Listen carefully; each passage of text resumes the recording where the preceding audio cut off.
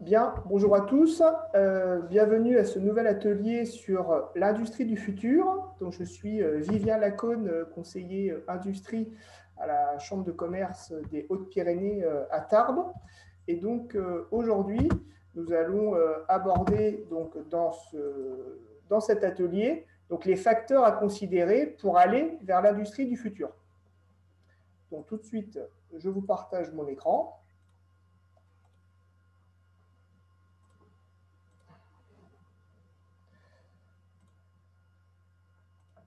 Voilà, donc le programme de cet atelier donc, va se dérouler en 2 temps. Donc, premier temps, donc la présentation donc, par la société Squalene, voilà, donc de 9h à 10h15, donc avec Olivier Régipa et Valérie Martinan. Et puis de 10h15 à 10h30, donc François Laborde, qui est chargé de mission développement des entreprises à l'agence ADOC, donc vous présentera donc le dispositif donc État-région, industrie du futur. Voilà, et donc sans plus attendre, donc, je laisse la main au cabinet Squalene.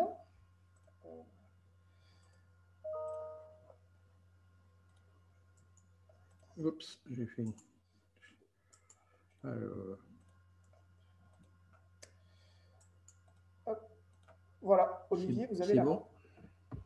Alors, à mon tour de saluer tout le monde, bonjour. Je prends la main sur l'écran. C'est parti. Vous avez mon écran en ligne? C'est bon. C'est bon? Formidable. Alors, il n'y a plus qu'à. Donc, un mot pour nous présenter très simplement. Squalene, le nom est un acronyme en fait. Donc, le S pour santé, sécurité, le CAL pour qualité, le E pour environnement et LEAN pour tout ce qui représente l'amélioration des affaires, le business improvement, qui fait que nous sommes un cabinet de management ou des dons de conseil en management organisationnel. Juste pour que ce soit bien distinct du management stratégique, le management stratégique, c'est l'échelle corporate, c'est le long terme dans l'entreprise. Nous, on est focus sur les questions qui traitent l'opérationnel, le terrain. Je me plais à dire qu'on a les pieds dans la glaise. Voilà pour le schéma. Donc, nous n'entrons pas dans les choix politiques des entreprises. Ce n'est pas le sujet de notre activité. Ce que nous voulons faire, c'est les aider à optimiser leurs pratiques. Nous avons une mascotte qui s'appelle Squalinou, que voilà. Squalinou, c'est le petit requin. Alors, il n'a qu'une rangée de dents parce qu'il n'est pas méchant. Et il symbolise ou il intervient pour tout ce qui concerne la conceptualisation de notre pratique. Donc, nos réflexions pour vous accompagner vers l'industrie du futur, c'est exactement reprendre le thème de ce qui est abordé dans cet atelier.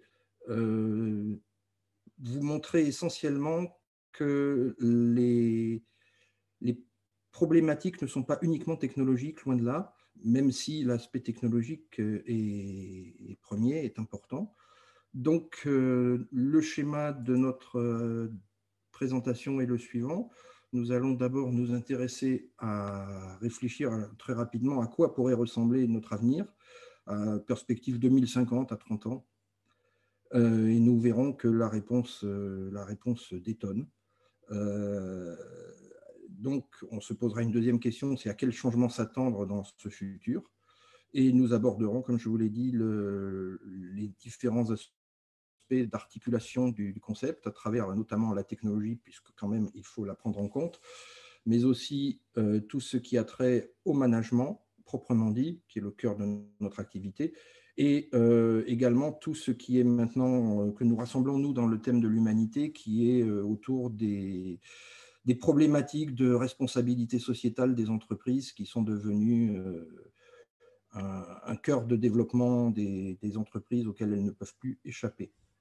Donc, je commence tout de suite en vous montrant à quoi pourrait ressembler notre avenir. Donc, si on prenait un schéma classique de présentation, on pourrait vous lancer une vision telle que celle-ci. Je lance la vidéo. Donc, de nouveaux véhicules, de nouveaux usages. On pourrait vous présenter des situations dans lesquelles… attends, je vais juste couper un son que j'ai dans… Je vous demande une seconde.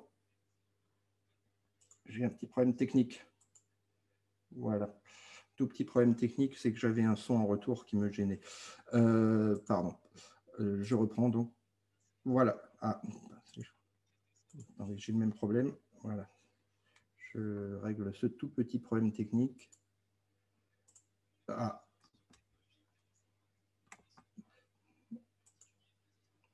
Voilà. Donc, vous voyez un peu à quoi ça peut ressembler, mais en fait, quand on fait cela, on présente qui on est, on ne présente pas qui on sera. Et donc, ce que je vous propose, c'est de faire un jeu maintenant, c'est-à-dire de nous projeter dans une vision de ce que l'aurait été la même thématique, disons, en 1980. On recule plutôt en 90, et imaginons qu'en 90, on se soit posé la question, dans 30 ans, comment ça va se passer? À ce moment-là, on aurait eu une situation différente. Et tac, c'est parti. Voilà. Donc, en 90, on aurait zappé complètement les entreprises qui sont ici présentes. Elles n'existaient pas, ou alors totalement balbutiantes. Et aujourd'hui, ce sont des leaders majeurs de notre monde actuel. On pourrait prendre un exemple. Ryanair, par exemple, a complètement modifié le modèle de l'activité aéronautique, et de grandes compagnies comme, je me souviens de Panam, qui était une compagnie leader à cette époque et qui n'existe tout simplement plus du tout. Sans parler, bien entendu, des principaux joueurs, des GAFAM, des Google et des Amazon, qui aujourd'hui sont non seulement des leaders dans leur domaine, mais aussi des leaders économiques, les premières capitalisations mondiales. Et… Excusez-moi, je n'ai pas compris. Je ne sais pas si vous avez entendu, le monde moderne, c'est mon Alexa ou mon Google qui s'est mis à parler tout seul. Donc, nous avons aussi des sociétés comme Airbnb, ça c'est flagrant, un concept nouveau, une application nouvelle liée aux technologies nouvelles et des choses qu'on n'imaginait pas en 90. On ne les avait absolument pas. À l'inverse, on avait toutes ces sociétés qui sont ici présentes, qui ont plus ou moins disparu, certaines complètement. D'autres sont balbutiantes, survivantes, mais n'ont plus la dimension qu'elles avaient à l'époque. Ouais, pour rester dans l'aéronautique, l'exemple que je prenais tout à l'heure, Sabena ou Swissair ont tout simplement disparu complètement. Dans un domaine différent, Kodak existe encore, mais a raté le coche de la photo numérique, et Polaroid renaît dans une toute petite niche aujourd'hui, mais a complètement disparu des radars et n'est plus une entreprise leader dans son domaine. Un mot sur Blockbuster, parce que je trouve que c'est intéressant.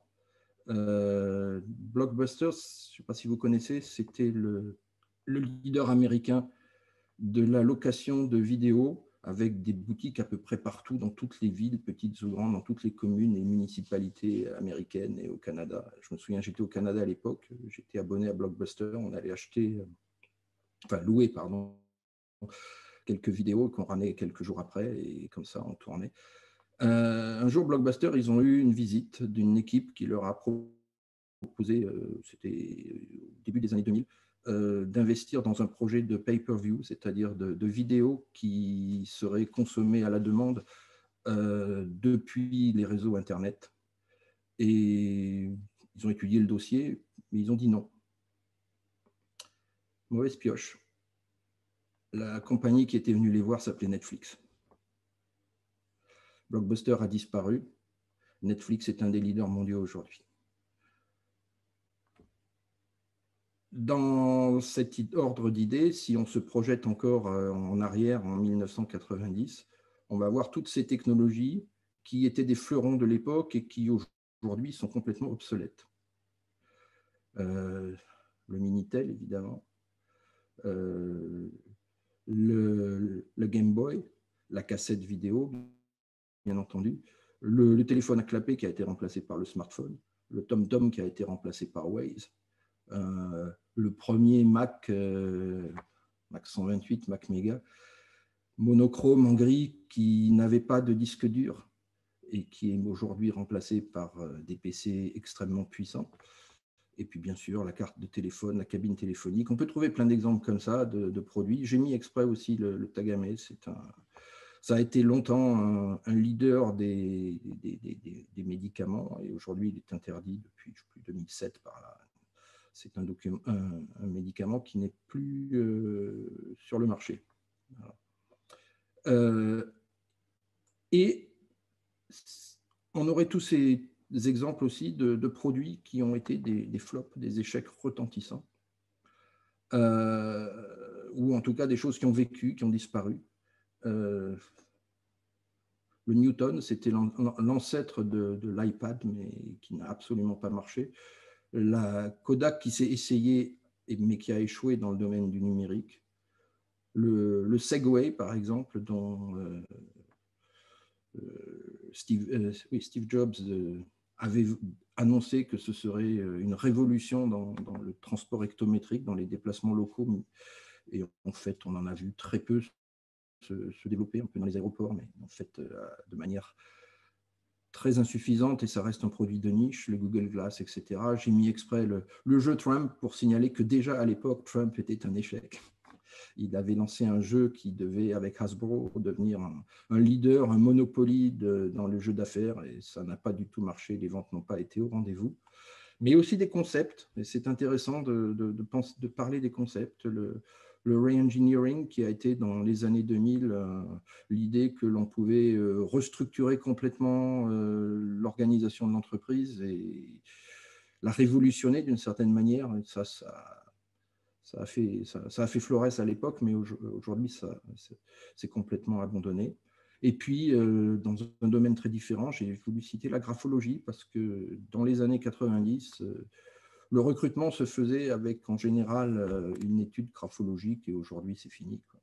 Ne serait-ce que parce qu'on n'écrit plus. Donc, les gens n'ont plus besoin de se référer à la manière d'écrire. Et à l'époque où les recruteurs, les chasseurs de tête s'occupent des soft skills, la graphologie n'a plus lieu d'être. Voilà. Donc, tout cela pour vous dire quoi? Pour vous dire une chose très simple, c'est que prévoir le futur en lui-même, c'est un exercice qui conduit à une impasse. Pour deux raisons. La première, c'est que les schémas et les plans auxquels on se réfère sont ceux de notre présent, de notre réel du quotidien, et qui vont être invalidés rapidement parce qu'il y a tellement de changements, tellement d'événements qui se produisent qu'on passe à côté des choses les plus importantes. Et que, en fait, quand on retient un modèle, quand on fait une démarche pour sélectionner une hypothèse, on mobilise des schémas mentaux qui détournent l'attention du réel et de l'action. En fait, ce qu'on veut dire, c'est que le futur n'est pas à planifier, il est à inventer, c'est une création permanente, et que la meilleure manière de penser son futur, c'est de vivre son présent. Ce n'est certainement pas de le planifier. Alors en soi, c'est un peu décevant de dire les choses comme ça, parce qu'on aimerait bien savoir comment ça sera dans 30 ans, dans 50 ans, mais clairement, moi je vous dis, on ne va pas pouvoir. Donc il va falloir penser autrement. Il va falloir imaginer non pas à quoi ressemblera le futur, mais quels sont les axes de changement auxquels il faut s'attendre. Ce n'est pas la même chose, c'est-à-dire que dans un cas, je me projetais à déterminer des objectifs, alors que là, je vais réfléchir en termes de process.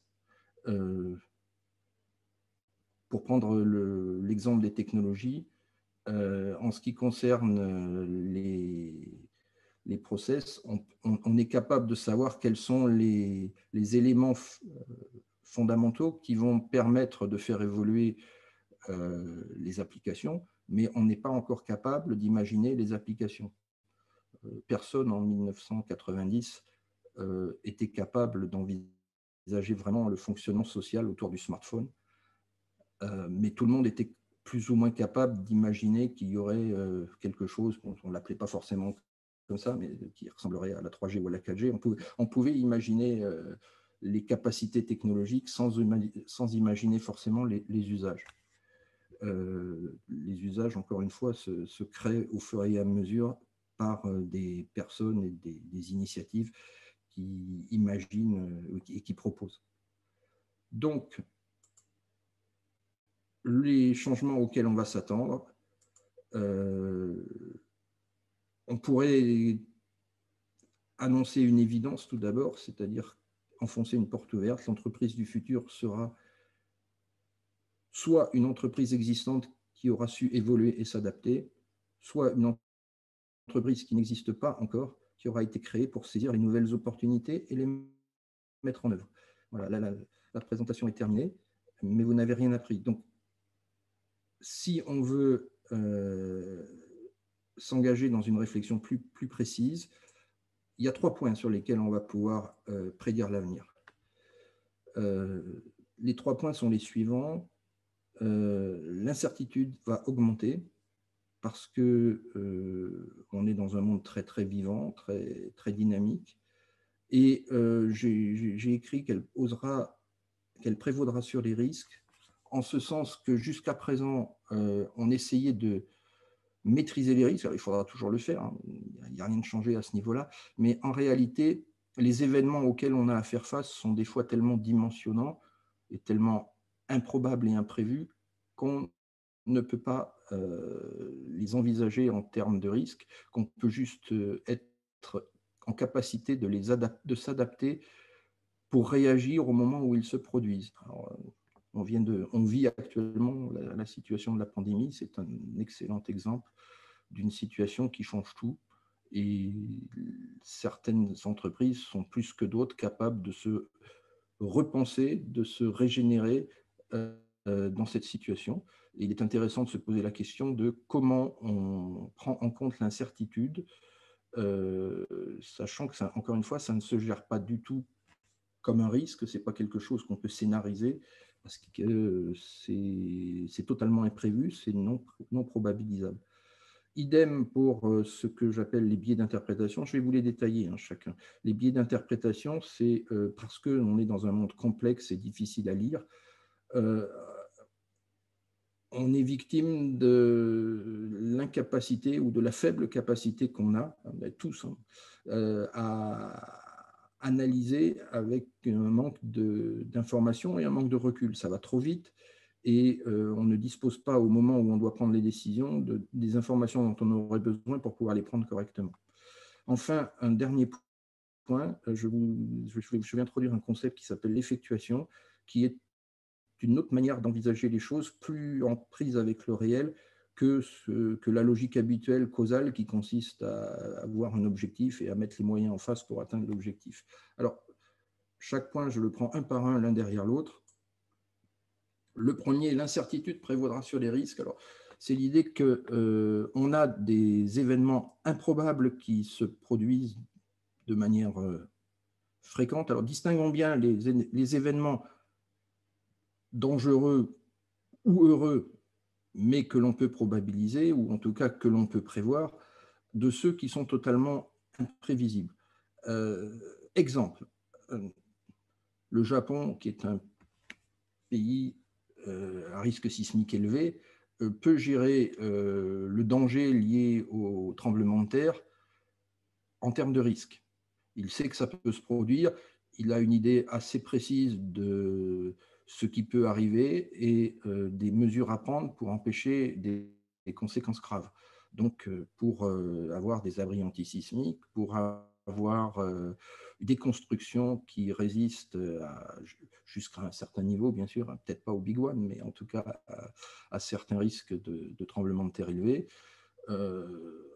Bon, il peut être surpris, en revanche, et on l'a vu, par un tsunami. En ce qui concerne les incertitudes totales, c'est des choses totalement différentes. Ça peut être des choses très négatives ou très positives d'ailleurs. L'incertitude totale, c'est bien entendu l'arrivée d'un virus. Alors, c'est un vrai débat parce que j'ai un auteur auquel je fais référence ici, qui s'appelle Nassim Nicolas Taleb, a contesté ce point en disant en fait on avait eu plein d'alertes auparavant et on aurait pu envisager en termes de risque l'arrivée de ce virus Covid-19, mais dans la réalité, on ne l'a pas fait. Donc, moi, je considère que l'incertitude était beaucoup plus importante et la surprise, en fait, qui vient avec, était quelque chose de dimensionnant et d'essentiel. Donc, on est face à des événements qu'on appelle improbables, aux conséquences considérables. On retient les négatifs, mais ça peut être aussi des événements improbables, aux conséquences considérables, positives. D'une certaine manière, pour la plupart d'entre nous, sachons du point de vue que la notion de probabilité, ou enfin l'incertitude plutôt, est liée au point de vue que l'on a, là, duquel on regarde, l'arrivée d'Internet a été un événement improbable aux conséquences considérables. On ne l'avait pas envisagé. En tout cas, moi, je ne l'avais pas envisagé. Donc, voilà le premier point sur lequel je voulais mettre l'accent. Le deuxième, donc, c'est les biais cognitifs. Alors, il y a eu des progrès en management considérables les 15-20 dernières années dans le domaine de la psychologie du management. Des auteurs tels que Daniel Kahneman, dont je cite le livre Système 1, Système 2, en français, c'est le même que celui qui est en dessous en anglais, Thinking Fast and Slow. Je ne sais pas pourquoi ils ont traduit Thinking Fast and Slow par Système 1, Système 2. Mais en tout cas, c'est le même livre. Daniel Kahneman, qui est prix Nobel d'économie, le Nudge de Richard Thaler, qui est lui aussi prix Nobel d'économie, et j'ai cité Olivier Sibony, qui est un professeur à HEC, qui écrit des livres sur ces questions-là. On a énormément de progrès dans la compréhension des biais qui sont des défauts d'interprétation dans des situations compliquées, complexes, qu'on a peine à analyser avec des moyens classiques. Alors, la chose importante, c'est que les biais, on ne peut pas y échapper. Personne ne peut y échapper. Ils sont inhérents à notre manière de fonctionner et à notre situation humaine. Ce qu'on peut faire, c'est travailler à plusieurs pour y échapper, pour la raison que les biais ne sont pas les mêmes d'une personne à l'autre. Et qu'en conséquence, lorsqu'on est face à des problèmes complexes, le fait d'avoir l'écoute de partenaires, de collègues, d'un comité directeur, avec des gens divers et variés, et d'être réellement ouvert à écouter des opinions différentes, permet de prendre en compte des points de vue qui contredisent les biais auxquels on peut faire face. Je vous ai donné quelques exemples donc, de biais, le biais d'ancrage, le biais de confirmation et le biais heuristique de disponibilité. Je vais lancer ce document ici qu'on doit pouvoir voir en plus gros si ça s'affiche bien, j'ai l'impression que oui. Voilà. Donc, voilà.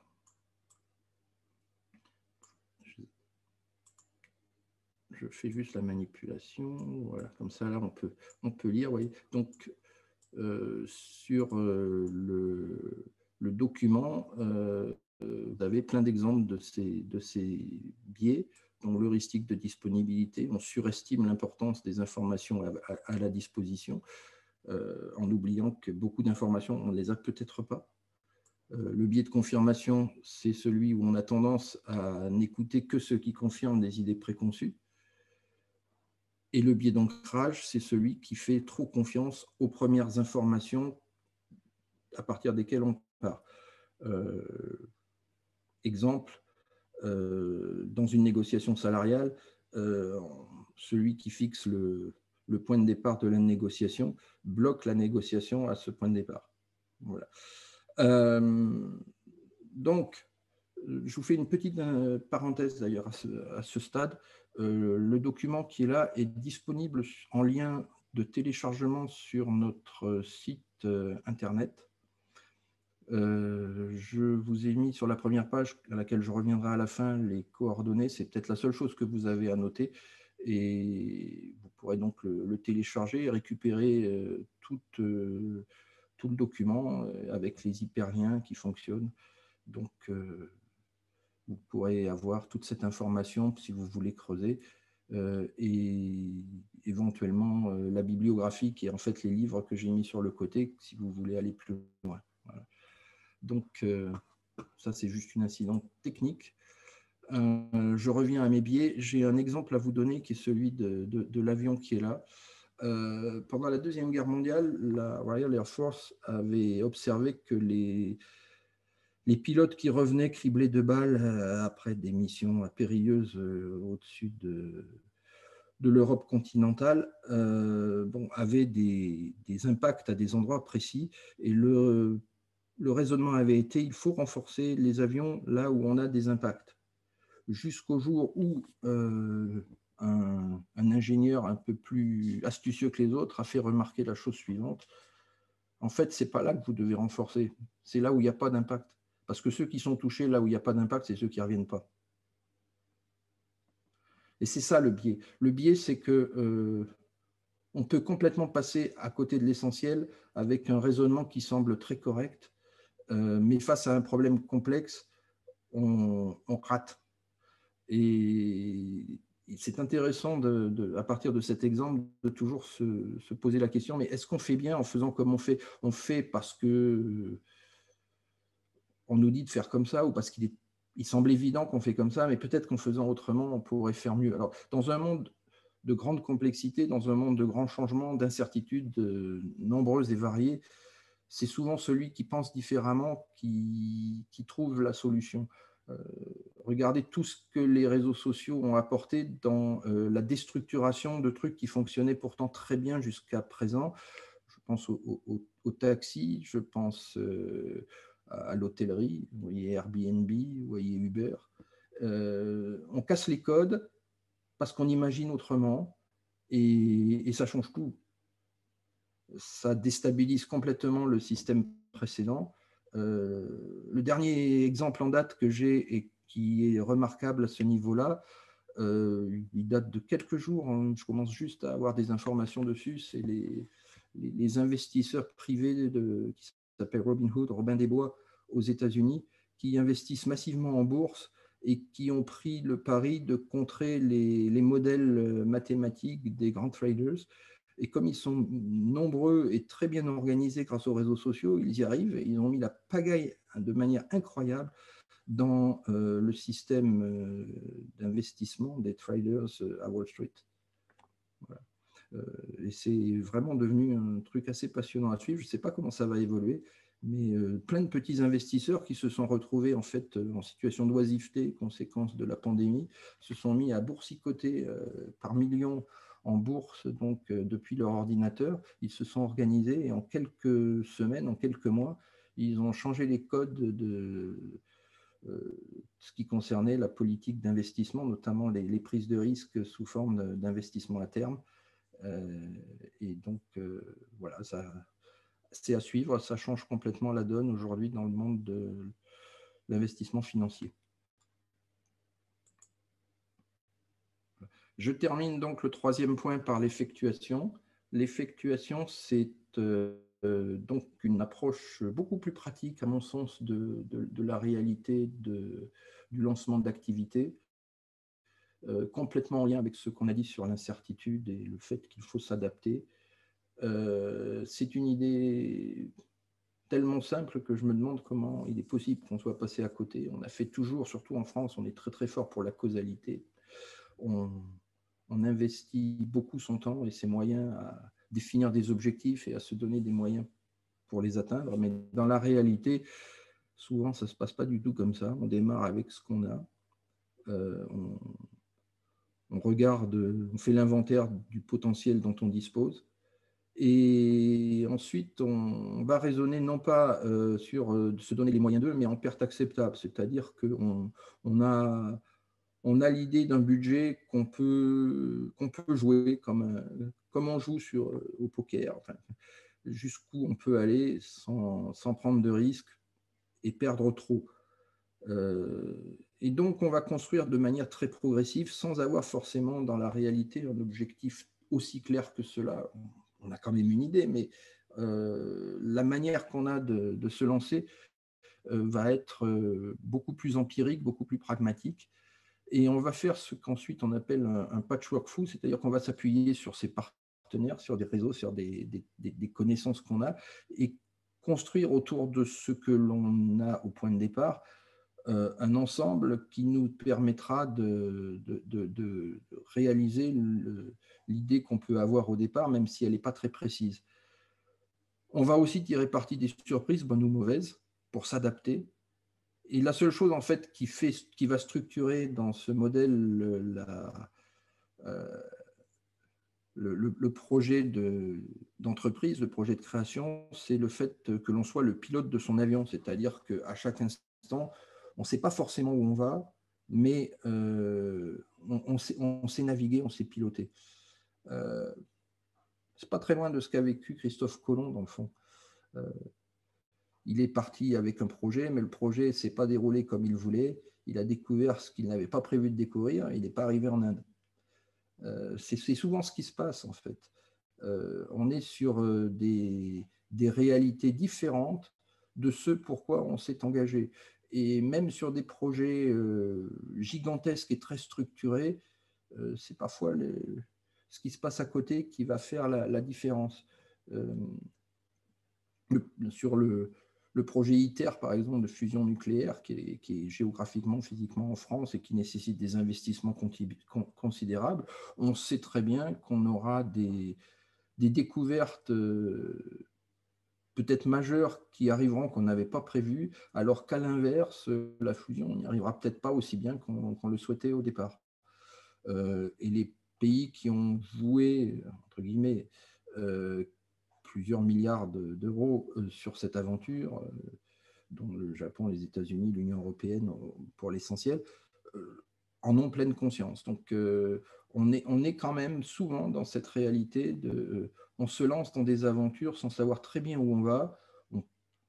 On pilote avec des intentions, mais les événements feront que la situation pourra évoluer de manière plus ou moins favorable.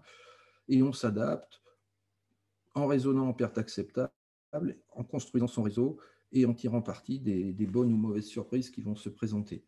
Donc, les trois mots-clés pour moi, c'est savoir gérer le changement, être extrêmement pragmatique par rapport aux événements tels qu'ils se produisent, et même au-delà du pragmatisme, être opportuniste, savoir tirer parti des événements, transformer. Alors, l'exemple qu'on donne souvent dans l'effectuation, c'est transformer les citrons en limonade. Voilà. Les auteurs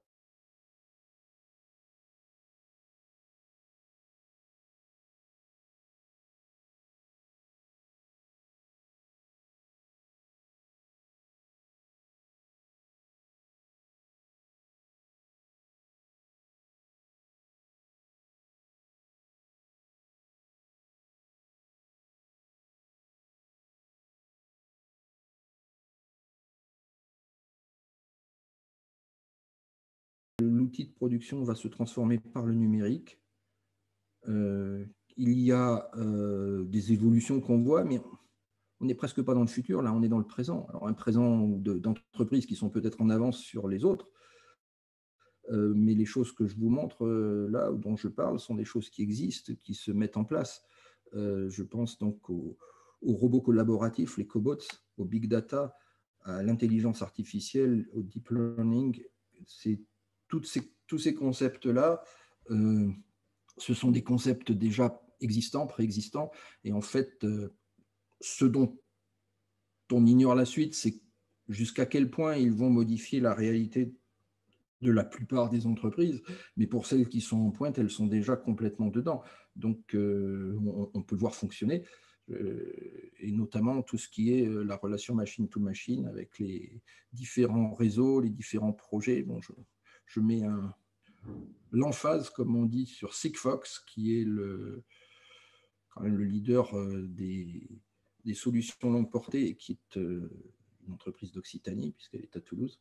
Donc, toutes ces technologies, certaines vous les connaissez déjà très bien, le Bluetooth, le Wi-Fi, d'autres un peu moins, mais sont appelés à se développer et à prendre place de manière prégnante dans les entreprises.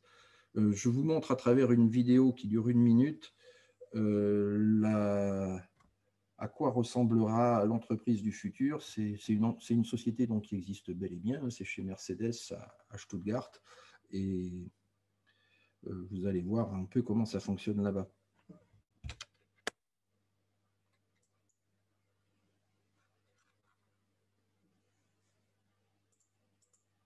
Attendez, je voulais mettre le son.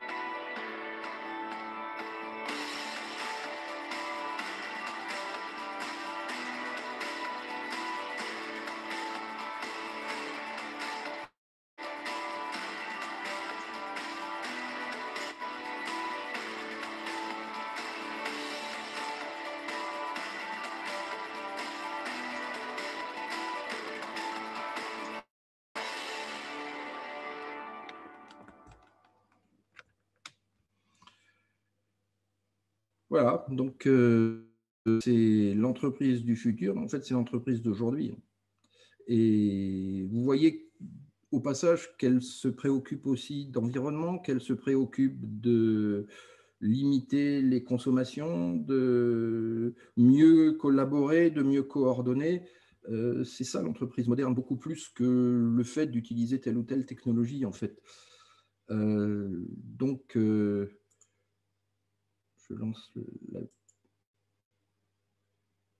Donc l'entreprise du futur, bon, elle intégrera toutes ces technologies que nous voyons, donc, notamment l'IoT, l'Internet des objets, des véhicules autonomes et notamment des robots collaboratifs. Elle intégrera la fabrication additive, c'est-à-dire les imprimantes 3D, le prototypage rapide pour gagner du temps et peut-être aussi, dans certains cas, des drones industriels qui viendront en appui. Mais encore une fois, le management sera ce qui fera le lien ou la relation entre toutes ces choses. Et je vous montre un deuxième exemple qui peut vous... Je vous montrais juste...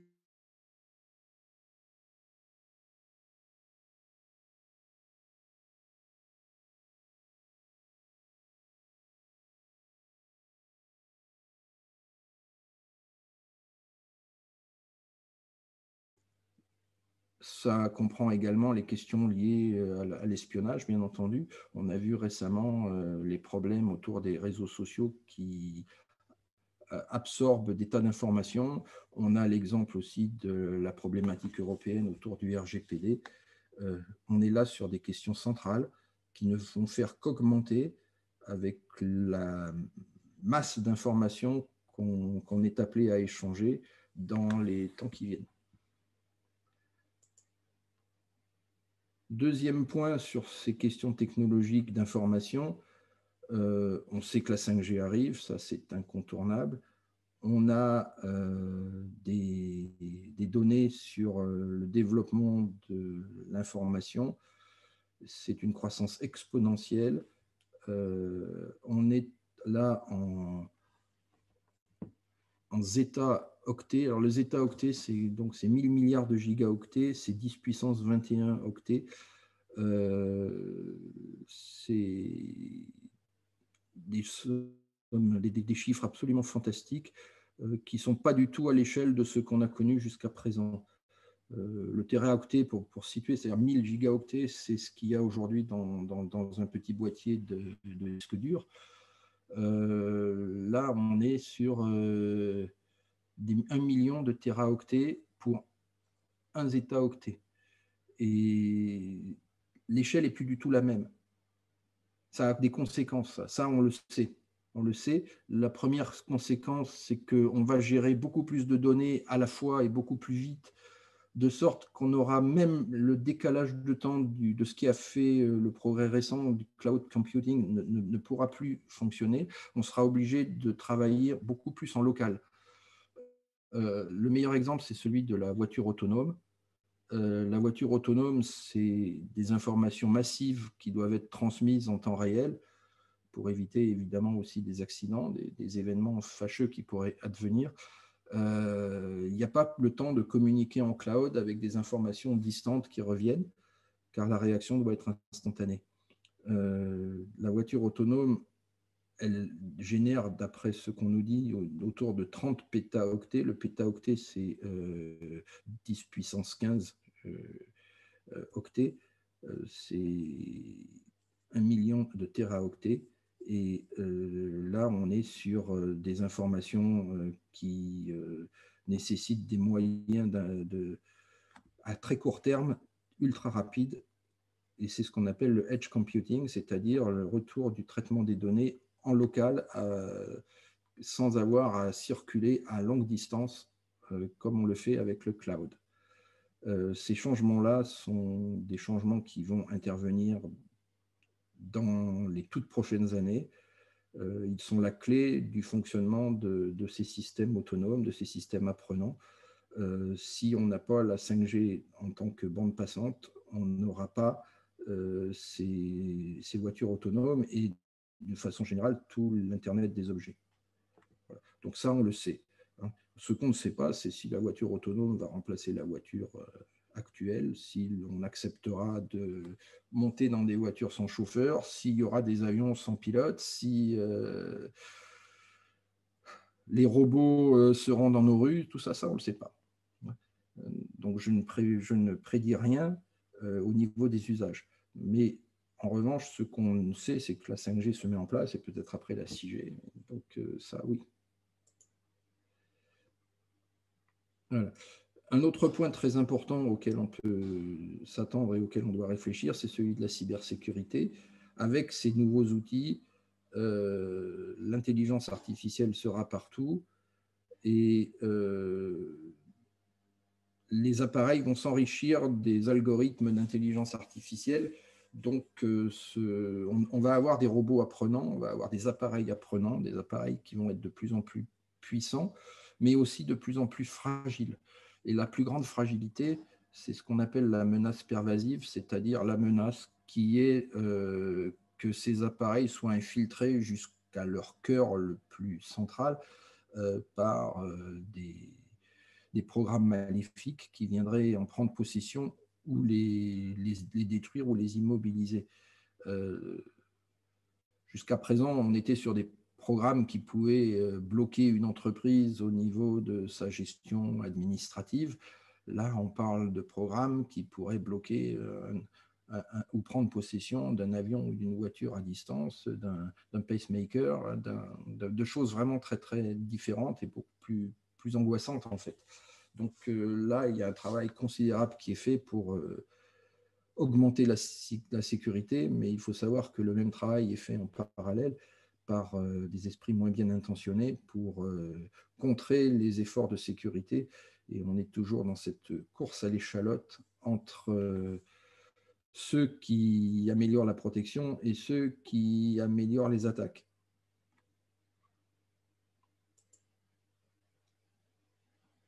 Ensuite, sur quoi d'autre pourraient s'appuyer les solutions du futur? Donc, comme je vous l'ai dit, on a très peu de certitudes.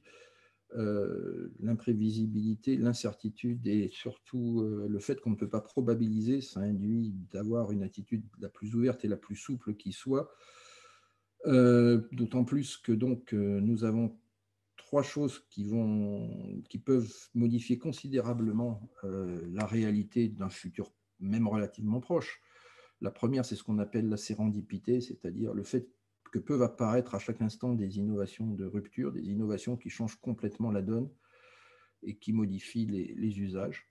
Il y a deux manières d'ailleurs d'envisager cela. Ça peut être des grands acteurs qui apportent quelque chose de nouveau et de majeur, ou au contraire une initiative locale qui fait sens et qui, par capillarité, se propage et se développe et s'approprie à différents utilisateurs.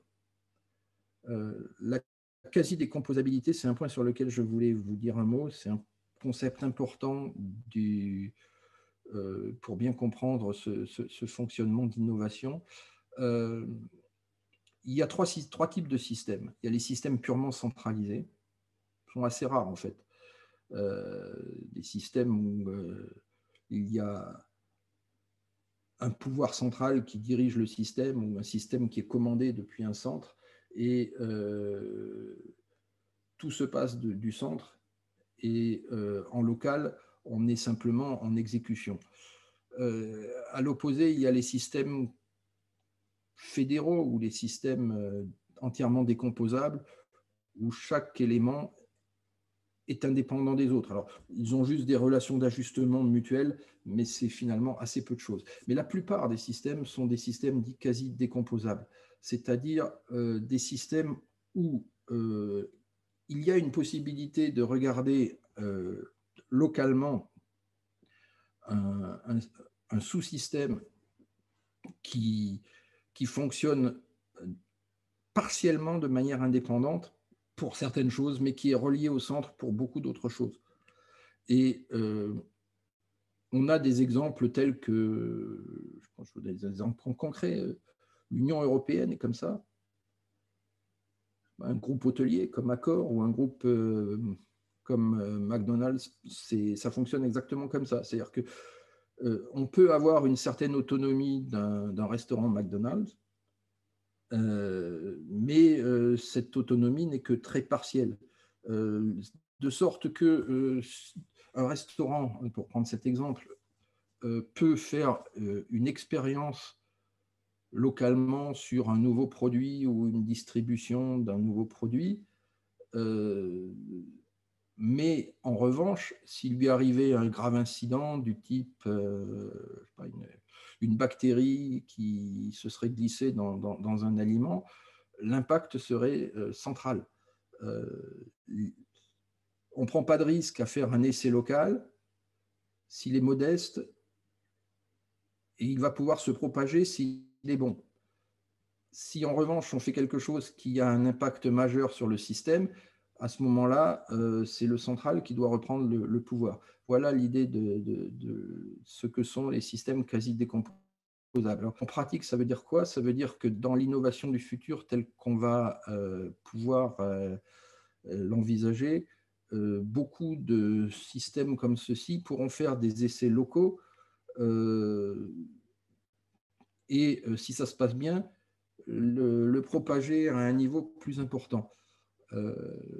J'ai un exemple à vous donner de ceci, qui est un truc assez célèbre, qui s'appelle la théorie du centième singe. Alors, la théorie du centième singe, c'est une histoire vraie d'abord. Ça se passe dans les années 50 au Japon, au sud du Japon, sur l'île de Kyushu. Il y a un petit îlot sur lequel il y a des macaques japonais qui ont été nourris par des scientifiques avec des patates douces. Et il se trouve que ces singes sur cette île, avec les patates, ils se sont vite aperçus qu'elles avaient du sable et qu'elles n'étaient pas très agréables à manger. Et un premier singe a eu l'idée simplement de nettoyer la patate avec de l'eau et il a découvert que c'était bien. Alors un deuxième singe l'a fait, puis un troisième, etc. Puis on arrive à un moment, alors le chiffre n'est pas vrai, hein, mais on arrive à un moment où il y a le centième singe. Et c'est là que c'est absolument magique. Le centième singe, c'est celui qui fait que le système dans son ensemble choisit le modèle. C'est-à-dire qu'au 99e singe, il y avait 99 singes qui nettoyaient leur patate douce avec de l'eau. Au 100e singe, c'est 100% des singes qui nettoient leur patate avec de l'eau. Et même encore pire que ça, c'est encore plus étonnant, et là il y a comme un mystère, il y avait des mêmes singes sur une île voisine et eux-mêmes se sont mis à nettoyer leurs patates douces avec de l'eau. C'est-à-dire qu'il arrive un moment où le pli est pris et le phénomène s'emballe et tout se met en place pour qu'on fasse ainsi. À partir de ce jour-là, tous les singes de macaques japonais se sont mis à nettoyer leurs patates douces avec de l'eau. Voilà. Donc ça, c'est la problématique de l'effectuation et de la quasi-décomposabilité ensemble. Et je trouve que c'est intéressant de l'avoir en tête parce que dans nos entreprises, on peut fonctionner comme ça, on peut, même à petite échelle, essayer un petit truc dans un atelier, vérifier que ça marche. Même si le changement n'est pas forcément simple à prendre, on peut le diffuser et faire en sorte qu'à un moment donné, ça devienne la règle et que tout le monde l'applique. D'où l'idée qu'il faut à la fois être flexible, imaginer d'accepter du changement et être agile, c'est-à-dire être capable d'intégrer ce changement dans l'innovation et cette innovation de management technologique. D'où l'idée du flex agile. Voilà. Nous passons donc maintenant au bloc du management.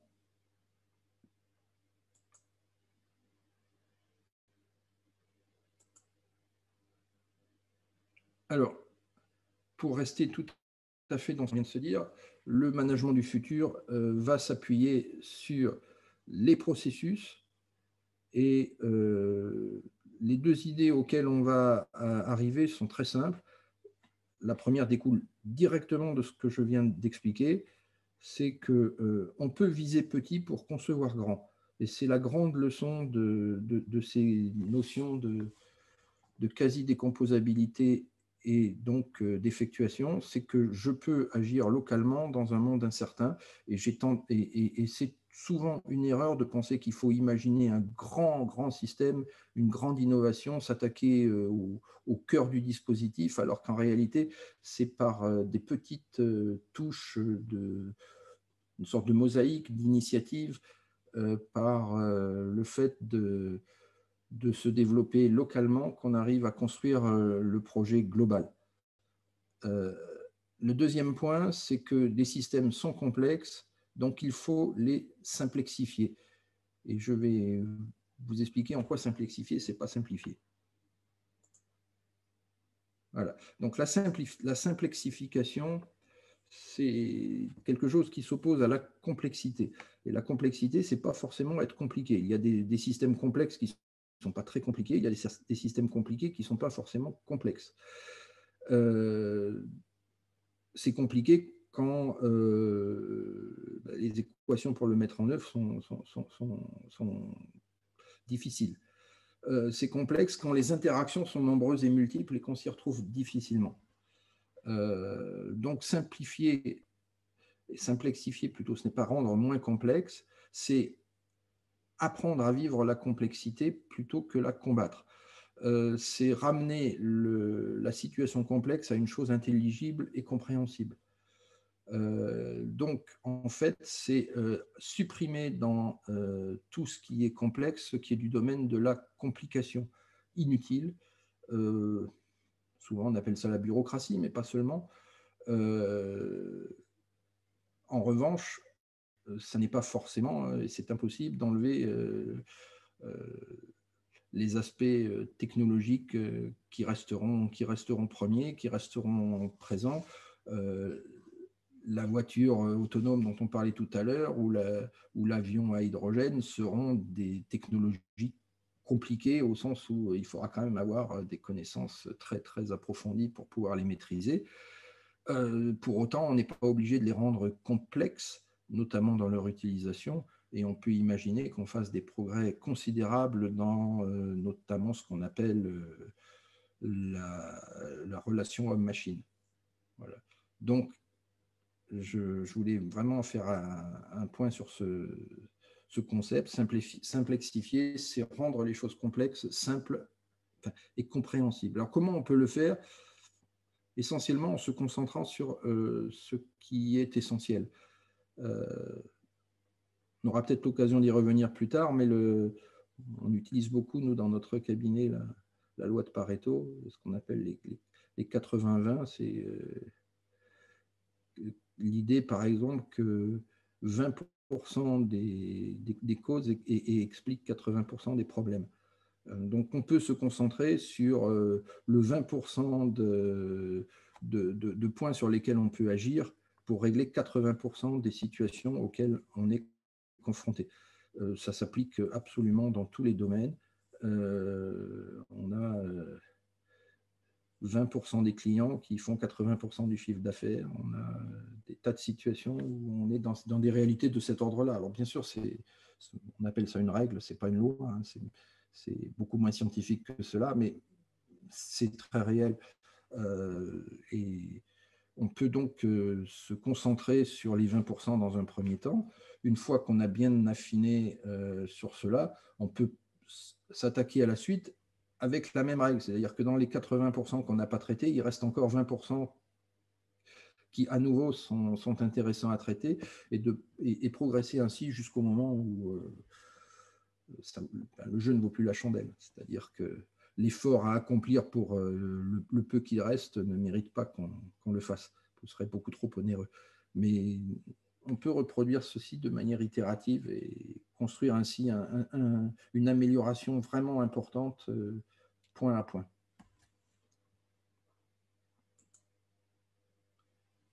Voilà. Je vous fais une brève incursion en philosophie morale. Alors ça, j'y tiens beaucoup parce que je ne vais pas vous montrer la vidéo, vous la regarderez en aparté. Je voulais juste insister sur le fait que dans beaucoup trop de situations, on se donne des objectifs inatteignables. Et je pense que l'entreprise du futur, c'est une entreprise non pas qui lance des défis inaccessibles, mais au contraire, qui se recentre sur ce que l'on peut atteindre. Et c'est une approche plus normative probablement, en tout cas c'est ce que je souhaite, ce que je voudrais qu'on mette bien en avant. Et nous défendons une axiome qu'on appelle l'axiome d'humanité, qui est devoir présuppose pouvoir. L'idée est simple, c'est ne nous donnons pas des objectifs inatteignables, à l'impossible nul n'est tenu, et on tomberait vite dans des situations difficiles, cruelles, en fait, si on s'engageait à fixer des objectifs au-delà du possible. Alors, cas concret, ne fixons pas des objectifs impossibles à nos commerciaux, ne fixons pas des objectifs de production impossibles à nos opérateurs. Ne poussons pas des machines à bout jusqu'au point, de toute façon, où si on dépasse les limites, on les casse et elles tombent en panne. Et contentons-nous de fixer des objectifs ambitieux, mais réalisables. Voilà. Donc, il y a toute une doctrine derrière cela. Je vous ai mis les liens, si cela vous intéresse de le creuser. Je crois que c'est une manière sage d'envisager l'entreprise du futur, se fixer de l'ambition, mais rester toujours dans la limite du raisonnable. Alors, tout le monde ne raisonne pas comme ça, hein. Ce n'est pas du tout quelque chose d'universel et d'admis. Certaines entreprises, et non des moindres, ont une approche différente. Il est connu, par exemple, que Google a mis en place des outils de management autour d'objectifs challenging, mais challenging au point où vous pouvez mettre les personnes en difficulté. Et ça marche, puisque aujourd'hui, c'est une des entreprises les plus puissantes du monde. Donc, je ne prétends absolument pas que cette approche est unique et la seule et celle qui convient. Je dis juste que introduire cette forme d'humanisme dans la relation de travail me semble fondamental pour envisager sereinement une entreprise du futur qui correspondent à des valeurs auxquelles on croit aujourd'hui.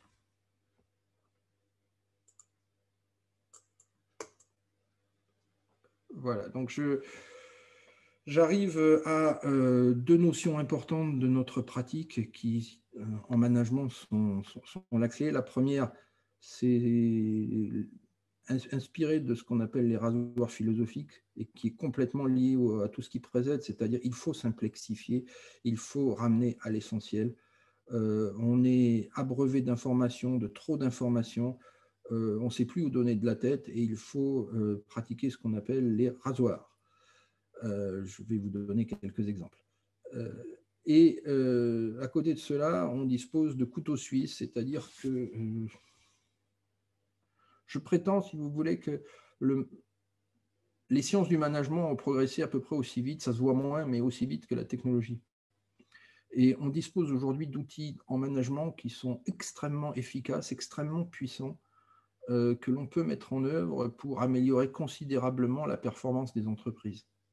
Ces outils s'expriment notamment au travers des méthodes Lean Six Sigma, théorie des contraintes, qui sont enseignées et qui viennent de l'expérience d'entreprises telles que Toyota pour le Lean, telles que Motorola pour le Six Sigma et General Electric pour le Lean Six Sigma, qui ont été théorisés, qui ont été structurés, et avec plein d'outils, plein de petits outils pratico-pratiques, qu'on peut utiliser au quotidien, qui n'est pas obligatoirement là aussi nécessaire de relier au centre. On peut être en quasi-décomposabilité sur ces outils-là. Il n'y a pas besoin de s'engager à 100% dans le Lean ou dans le Six Sigma pour utiliser ces différents outils. J'ai mis quelques exemples ici. Je vais laisser la parole à Valérie pour vous en exposer un ou deux. Moi, je me parle juste des rasoirs dans un premier temps, à travers le rasoir d'Occam, qui est le plus connu, que nous avons traduit sous la forme de l'axiome de parcimonie qui est ici, parce que ça, je pense que c'est complètement applicable à l'entreprise actuelle. Et c'est un outil de simplification pour éviter la bureaucratie inutile, la complexité, éliminer les papiers qui servent à rien. Donc on se dit qu'il est inutile d'imposer ce qui sera toujours réalisé. Pas la peine de faire des lois quand la loi n'est pas nécessaire. Il est inutile d'empêcher ou d'interdire ce qui n'arrivera jamais. Là aussi, pas la peine de faire des lois si les choses ne se produiront. Et enfin, ayons la modestie de ne pas faire de loi sur ce qu'on ne peut pas empêcher ou interdire. Alors, c'est des choses toutes simples, mais ça s'applique très bien dans la réalité. On va tailler dans l'existant. Beaucoup d'entreprises ont finalement trop d'informations, trop de documentation, trop de lois. Et en faisant cela, on va réellement simplexifier. On va supprimer des routines, on va supprimer des règles. On va rendre le système beaucoup plus souple, beaucoup plus fonctionnel. Et on va éviter de faire les shadocks, c'est-à-dire de faire des systèmes compliqués alors qu'on pourrait être simple. Voilà. J'ai quelques variantes intéressantes qui sont des applications. Alors, la première, c'est un informaticien qui s'appelle Robert Hamlin qui a écrit « Ne jamais attribuer à la malveillance ou à l'incompétence ce que la bêtise suffit à expliquer », qui, dans les systèmes complexes aujourd'hui, permet souvent d'expliquer bien des choses. Et j'aime beaucoup la version qu'on appelle contraposée, c'est-à-dire le corollaire qui est à un degré suffisant, la bêtise ou l'incompétence est indistinguable de la malveillance. Et on se rend compte aujourd'hui que dans les systèmes complexes auxquels on est confronté, c'est une loi qui règle beaucoup le fonctionnement du monde. Et il y a une version encore plus amusante qui est celle de Rocard Michel, ancien Premier ministre, toujours préférer l'hypothèse de la connerie à celle du complot. La connerie est courante, le complot demande un esprit rare. Voilà. Je vous laisse méditer sur des cas réels qu'on peut rencontrer ces temps-ci. Je pense que c'est vrai. Voilà. Et le dernier point, alors c'est un auteur de science-fiction qui a écrit « Toute technologie suffisamment avancée est indiscernable de la magie ». Il est vrai que pour ceux qui ne sont pas complètement dans la technologie, ça devient vite des boîtes noires, des choses auxquelles on échappe complètement au niveau de l'intelligibilité. Et on est juste subjugué par ces technologies incroyables qui nous sont proposés. On les utilise sans comprendre comment ça marche. On n'a pas besoin de comprendre comment ça marche. Mais il n'en demeure pas moins que pour nous, c'est un peu comme de la magie parce qu'on n'est pas dans le cœur des choses. Alors c'est vrai pour des robots, pour des machines automatiques, c'est vrai probablement encore plus si vous êtes confronté à un problème médical, que vous devez subir une intervention sophistiquée. Vous avez en face de vous un médecin qui est en fait pour vous une sorte de magicien, et c'est bien normal. On lui fait confiance, mais je fais de la même manière qu'on fait confiance au pilote de l'avion. Et on sait que ça va bien se passer parce qu'il a été bien formé, parce qu'on sait que l'entreprise qui l'a embauché est une entreprise, une société sérieuse, mais on est totalement incapable de connaître dans le détail ce qui va advenir. Et on a la foi du charbonnier, comme on dit. Voilà. Oups. Donc, je laisse à Valérie dire 2 mots sur la méthode 5S et puis peut-être sur un ou 2 autres si tu veux dire quelque chose. C'est bon, vous m'entendez? Oui, oui. Voilà, donc, je vais juste dire 2-3 mots sur les différents outils parce qu'il y en a énormément, comme disait Olivier, dans la boîte à outils de Lean. On peut les utiliser de façon indépendante les uns des autres. Je peux, toujours dans la même perspective du rasoir, on peut regarder la méthode 5S, qui est une méthode qu'on utilise beaucoup pour faire du rangement, parce que dans la tête de beaucoup des gens, la méthode 5S, c'est faire un rangement. C'est une méthode qui est beaucoup plus complète et qui a surtout pour but non seulement effectivement de ranger, de trier, d'améliorer l'espace de travail, mais également de structurer celui-ci et de faire que derrière, on va obtenir un espace de travail particulièrement plus efficient et sur lequel on va pouvoir mieux travailler. Ça réduit effectivement aussi au niveau sécurité. Mais il y a l'outil 5S peut être utilisé dans une autre façon également, peut être utilisé sur un plan un peu différent à base de données. Par exemple, pour faire des 5S sur un réseau informatique, vous pouvez un 5S sur des procédures au sein d'une entreprise. On peut l'utiliser dans plein d'autres méthodes. C'est souvent, beaucoup d'outils peuvent être utilisés comme cela. On peut parler aussi du SMED, le SMED qui est un autre outil qu'on pourrait parler tout à l'heure. Et le SMED permet normalement de limiter les temps de mise en service d'une machine. Par exemple, pour vous résumer, c'est lorsque les voitures arrivent au stand, dans le Formule 1 arrive au stand, ils ont fait un SMED de façon à ce qu'elles puissent changer de route très rapidement. Donc ça, c'est l'illustration du SMED. Mais on peut également utiliser le SMED dans d'autres techniques, dans d'autres outils, sur d'autres applications, sur effectivement en production, mais également pour traiter des commandes. On peut tout à fait utiliser ces outils autrement et faire qu'à la fin, on a un système plus efficient, plus rapide, plus lean, et donc qui va être plus facile à entretenir. Voilà. Je repasse la parole à Olivier. Oui, voilà. Alors, je vais vous parler dans la foulée d'une des plus grandes innovations du management récent, qui sont les normes de système de management, qui sont des normes universelles, des normes d'exigence. Je pense que tout le monde connaît les normes ISO telles que la 9001. Ce qu'il faut savoir et comprendre, c'est la philosophie qui se cache derrière.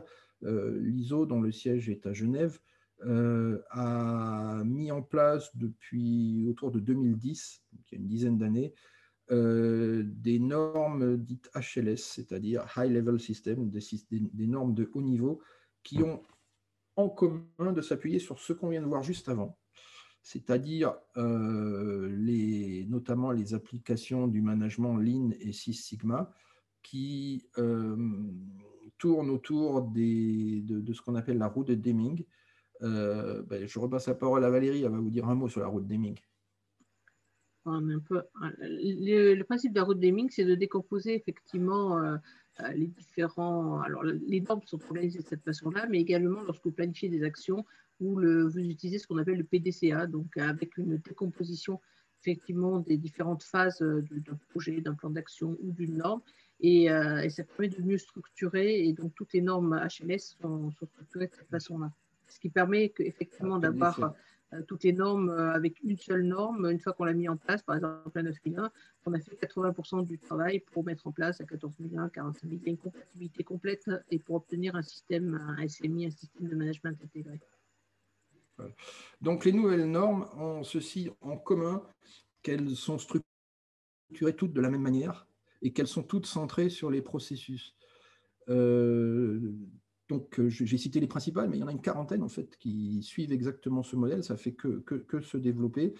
En respectant les nouvelles normes ISO, on respecte toujours l'amélioration des processus tels que nous venons de la décrire juste avant.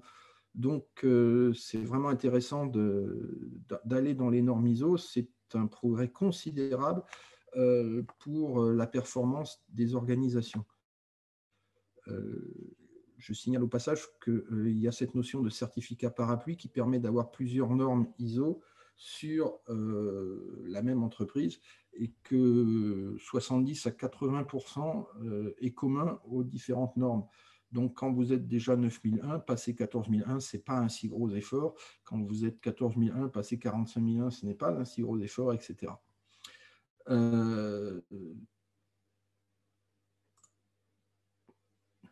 Toutes les normes ont donc ces points-là en commun.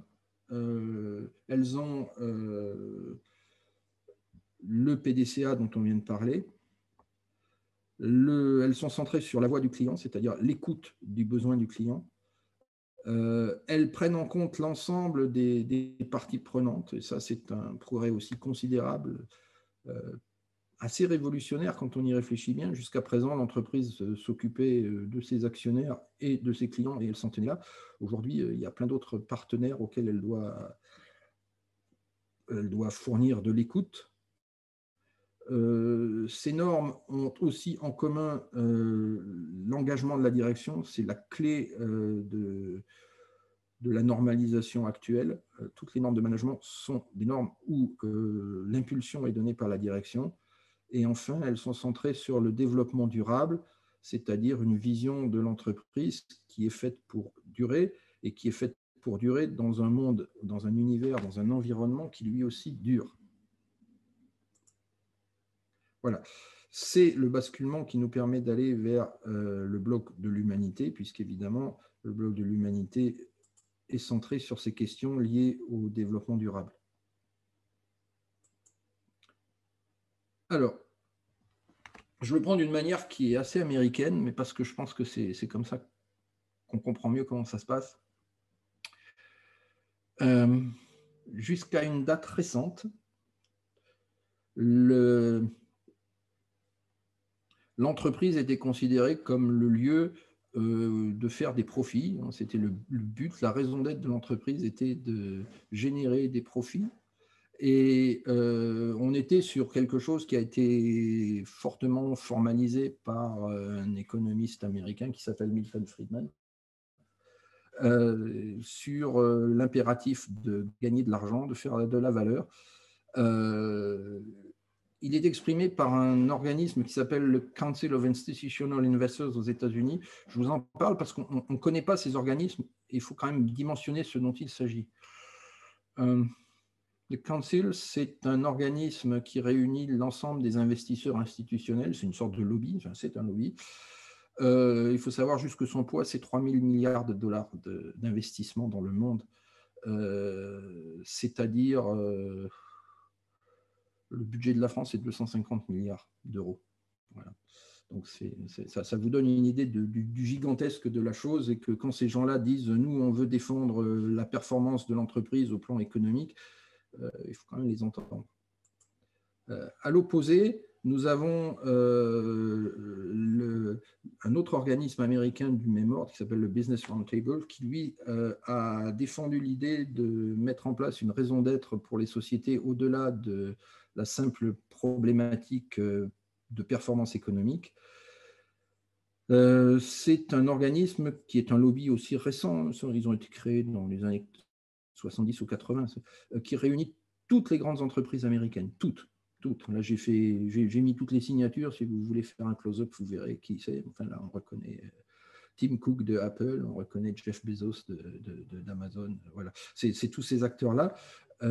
Ils sont dans une situation de défense de leurs valeurs, pas forcément en conflit avec ceux qui précèdent, mais quand même, eux ont mis en avant l'idée qu'il fallait développer une raison d'être. Et c'est depuis cette démarche-là qu'est née la logique de l'entreprise à mission, qui est née dans la version française, européenne de la loi Pacte, la société à mission. Et donc, nous allons nous développer désormais avec des entreprises qui auront cette logique-là. En parallèle, s'ajoute le fait que les Nations Unies elles-mêmes ont mis en avant des objectifs de développement durable sur 17 thèmes qu'elles ont mis en exergue et auxquels les entreprises sont invitées à adhérer. Donc tout cela mis en place, on a une pression considérable, d'autant plus que le terrain nous demande la même chose. Les consommateurs, les utilisateurs veulent des produits qui soient respectueux des bonnes pratiques, de l'environnement, des situations d'entreprise qui soient respectueuses d'une bonne gouvernance, de situations humaines qui soient bonnes, qu'on ne fasse pas travailler les enfants, qu'il y ait une mixité sociale réelle, que le rééquilibrage homme-femme soit acquis. Tous ces événements-là font la pression et mettent en avant une nouvelle activité qui est centrée autour d'une autre norme qui s'appelle l'ISO 26000, qui n'est pas une norme d'exigence au sens où elle ne donne pas un certificat, un label comme le font les normes que j'ai citées tout à l'heure, en tout cas pas pour le moment. C'est une norme d'orientation à travers 7 points. La gouvernance en termes de chapeau, mais aussi les droits de l'homme, les relations, les conditions de travail, l'environnement, la loyauté des pratiques, les questions relatives aux consommateurs et la relation avec l'environnement local, les communautés, le développement local. Cette norme ISO, donc, comme je vous le dis, permet beaucoup de choses au sein de l'entreprise. Elle gagne énormément de performance à travers des salariés plus épanouis. Ça aide à mieux maîtriser les risques qui sont des risques systémiques, parce qu'on s'intéresse aux choses qui ne sont pas seulement des choses de performance financière. Mais en faisant tout cela, en fait, on augmente la performance et l'opportunité de satisfaire de nouveaux clients, de nouveaux usages. On établit des relations meilleures avec ses partenaires. On crée des situations d'exemplarité et d'amélioration de l'image de marque. Et enfin, on provoque des possibilités d'innovation et de coopération avec la réponse à des besoins qui jusqu'à présent n'étaient pas satisfaits ou mal satisfaits. Voilà. Je vois l'heure qui passe, donc j'avance un peu plus vite. La labellisation RSE, donc autour de l'ISO 26000, est laissée à l'initiative privée, ce qui veut dire que ce n'est pas un label fourni par la norme ISO. C'est une norme, encore une fois, qui n'est pas certifiante. D'autres, ce sont des labels privés qui se sont occupés de le faire. Le principal s'appelle le label B Corp, Certified B Corporation ici, qui est un label américain. Il y a des sociétés françaises qui sont certifiées B Corp. La plus célèbre, c'est Danone. Danone est certifié B Corp et c'est la première société du CAC 40 à avoir fait le choix d'être une société à mission avec une raison d'être. Par ailleurs, donc, il y a d'autres cas, d'autres possibilités d'être certifié RSE. Je vous ai mis 3 exemples. Un label français qui s'appelle le label Lucie et 2 labels de grands groupes de normalisation qui sont le label engagé RSE de l'AFNOR et Performance ISO 26000 de SGS. Voilà. Il y en a d'autres. Hein. Chacun des grands cabinets de certification a son propre label. Mais encore une fois, le principal et le plus réputé, entre guillemets, c'est le B Corporation, B Corp. Voilà. Donc, l'entreprise citoyenne à laquelle on pense ici, c'est une entreprise qui va s'appuyer sur les axes suivants. Elle va, plus qu'auparavant, se focaliser sur le travail en local, notamment tout ce qui est la production et la transformation avec des partenaires locaux.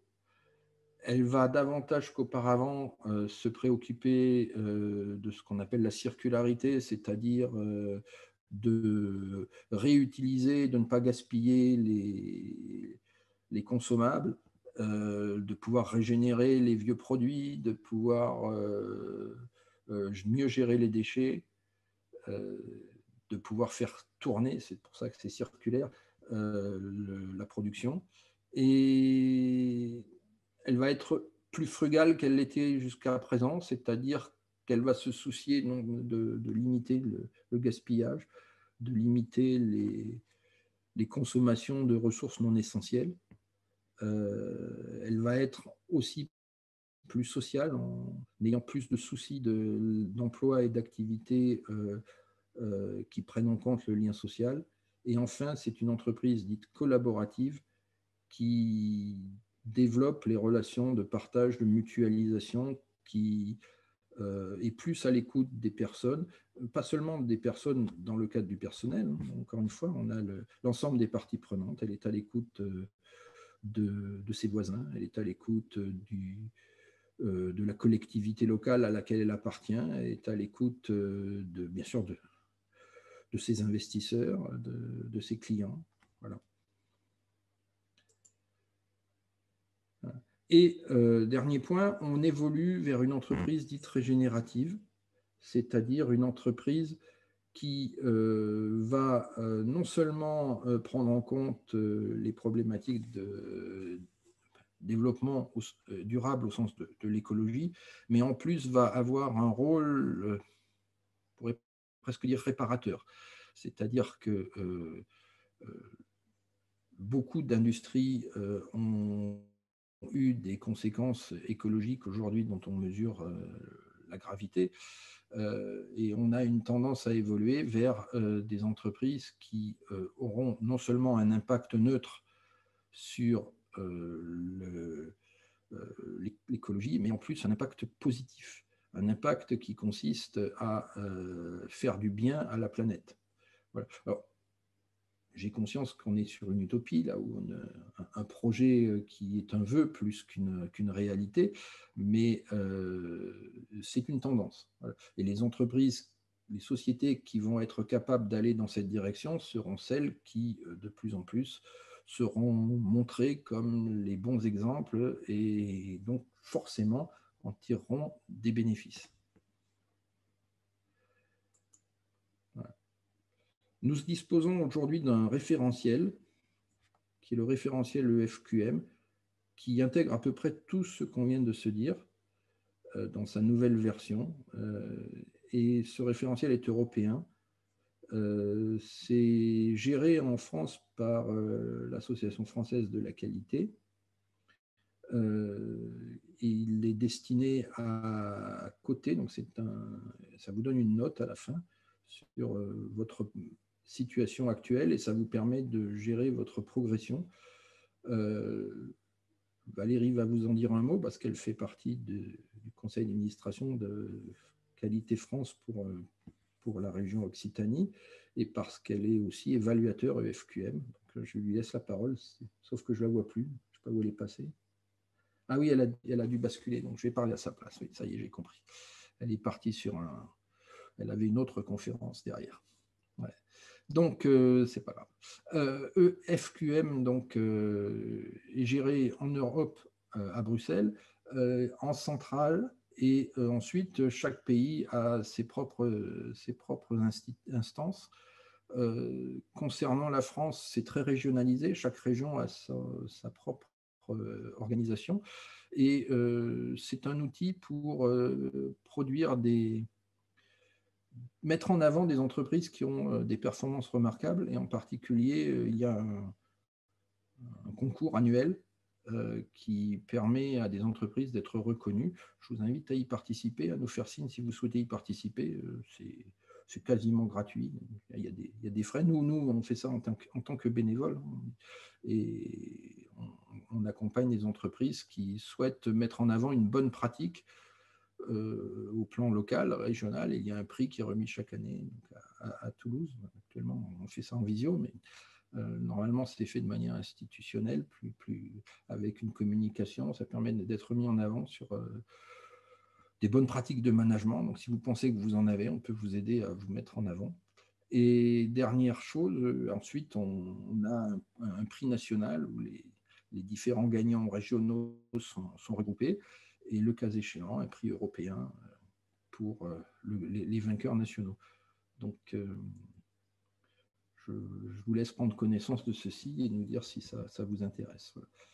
Je conclus avec une dernière image, une dernière slide, qui est donc notre modèle, c'est un peu tout ça, c'est-à-dire d'un côté les normes d'exigence qu'on a évoquées tout à l'heure, les normes de ligne directrice telles que l'ISO 26000 qui sont moins structurantes, mais qui apportent aussi un regard différent. L'ensemble des modèles d'évaluation est référentiel. J'ai cité B Corp et EFQM. J'aurais pu citer le MAS qui est centré sur la sécurité. Et bien entendu, les objectifs de développement durable tels qu'ils ont été énoncés au niveau des Nations Unies. Tout cela pour répondre à l'ensemble des problématiques de la nébuleuse actuelle liées aux événements, aux incertitudes et aux enjeux qui sont les nôtres. Voilà. Et si vous le souhaitez, à travers le document qui est là, vous pourrez simplement en cliquant sur ici, télécharger le livre que nous avons produit et le livre blanc qui complète cette information. Je vais maintenant vous redonner le lien, donc en fait le seul lien dont vous avez besoin. Voilà, donc ça c'est nos coordonnées, mais surtout, voilà. On va aller chercher la... Voilà.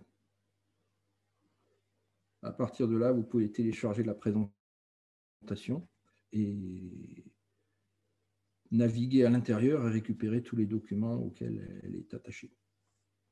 Voilà. Très bien. Merci Olivier pour cette présentation très, très riche. Hein. Donc maintenant, on va passer à la dernière partie de cet atelier, donc, qui est la présentation du programme Industrie du futur, qui va être présenté donc, par François Laborde.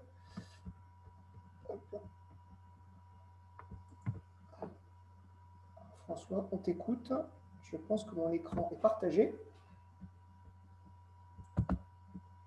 J'attends que ça s'affiche. OK.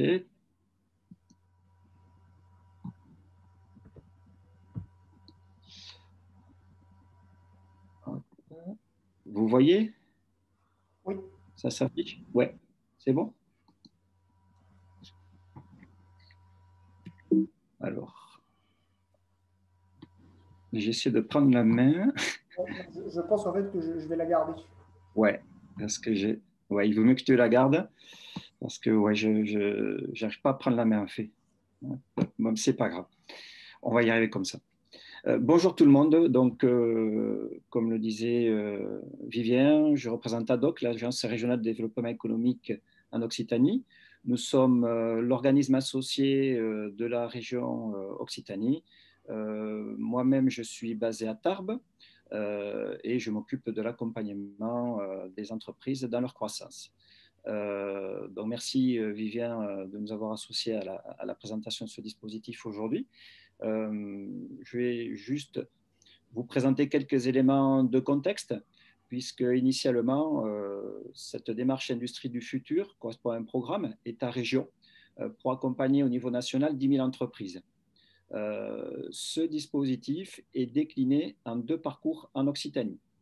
Un premier parcours, puisque historiquement, la démarche Industrie du futur a été impulsée par le secteur aéronautique, par la voie du GIFAS, dont le groupement des industries françaises aéronautiques, puisqu'il s'agissait bien sûr de faire monter en performance tous les échelons de sous-traitants pour répondre aux exigences des donneurs d'ordre. Donc, c'est la filière aéronautique qui a vraiment impulsé ce type de démarche.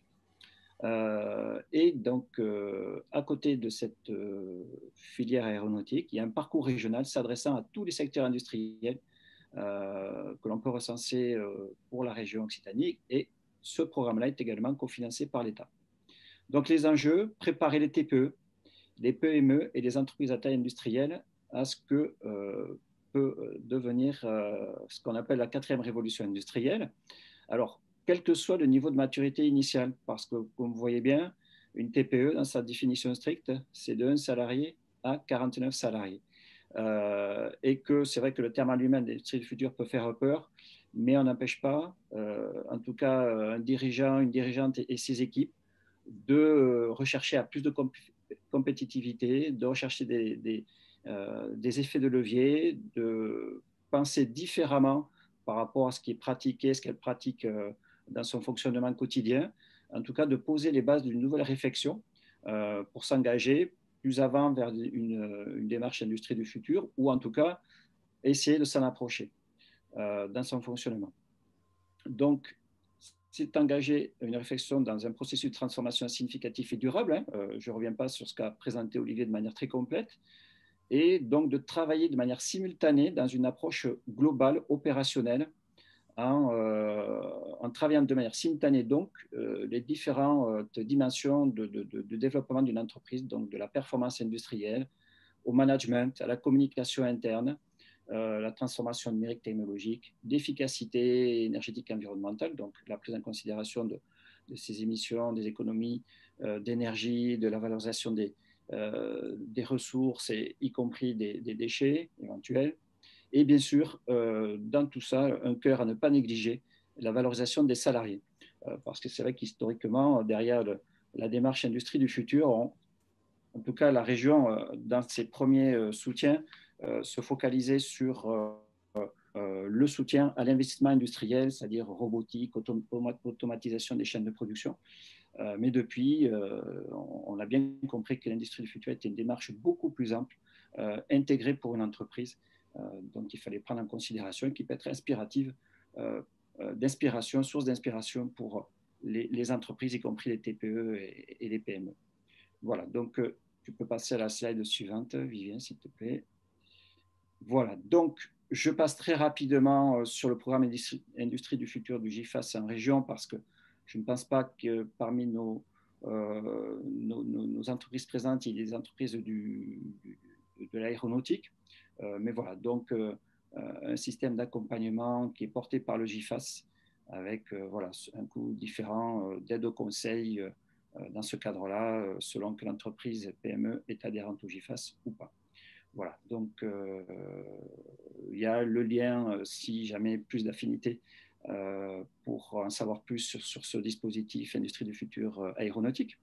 Mais je vais passer, on va dire plus rapidement à ce qui nous intéresse aujourd'hui, c'est-à-dire la cible parcours général Industrie du futur avec une approche globale et systémique de la performance de l'entreprise, comme je disais, et qui reprend bien évidemment les différents leviers présentés par Olivier.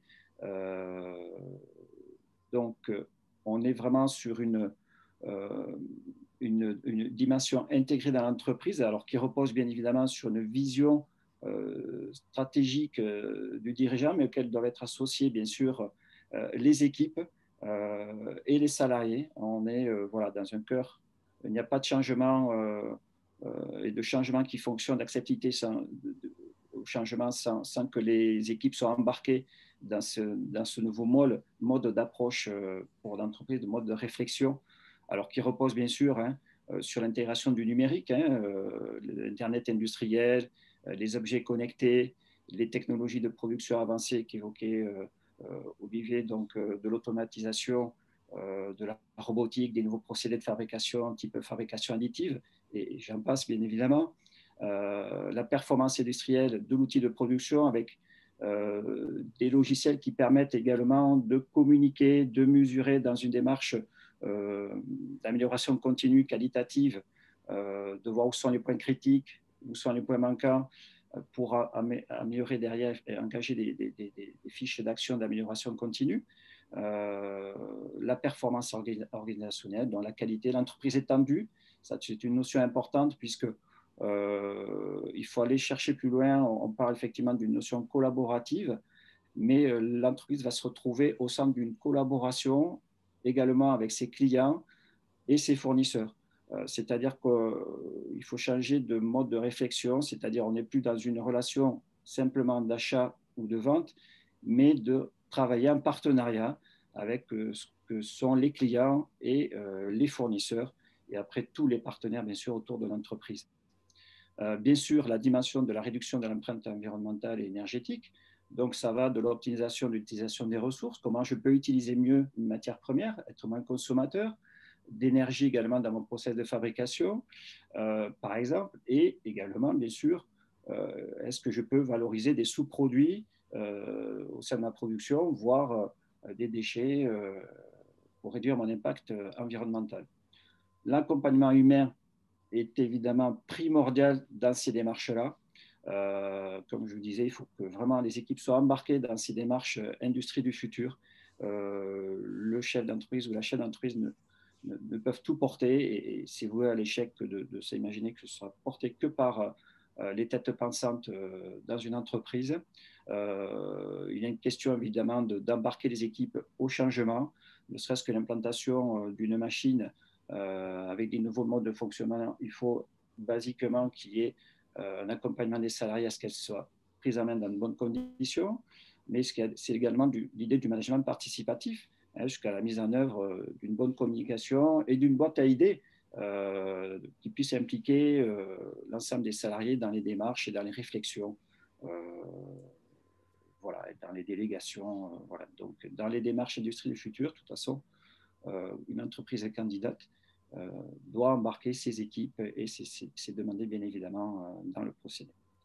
La performance économique et les nouveaux modèles, servicisation, économie circulaire. Donc, des fois, les entreprises se concentrent sur la vente de leurs propres produits, mais elles peuvent aussi, en recherchant des nouveaux modèles économiques, valoriser des services autour de ce produit, périphériques à ce produit. Souvent, quand elles mettent en œuvre une innovation, elles développent des compétences en interne qu'elles oublient de valoriser auprès de leurs clients, qui peuvent être source de revenus supplémentaires pour ces entreprises. Donc, ça va de réflexion, d'élargir un petit peu les spectres et de ne pas se concentrer uniquement sur la commercialisation d'un produit. Il y a forcément des services que les entreprises peuvent proposer autour, et l'économie circulaire, je n'y reviens pas. Ça a été déjà très bien développé. Voilà, donc Vivien, tu peux passer à la diapo suivante. Le parcours régional industrie du futur, ce dont il s'agit, quelle est donc l'implication de la région dans ce dispositif en termes d'aide au conseil, puisqu'il s'agit de ça. C'est donc de permettre, alors l'objectif, il y a deux phases dans ce dispositif. Une première phase, c'est-à-dire un accompagnement court de 5 jours, qui va se reposer sur un diagnostic 360 degrés de la situation, donc la photo de l'entreprise, avec voilà, l'idée de se confronter à un regard extérieur, ça aussi c'est très important. Là aussi, déjà d'emblée, d'impliquer les équipes dans cet accompagnement court de 5 jours. Donc l'objectif est de 400 entreprises accompagnées en Occitanie.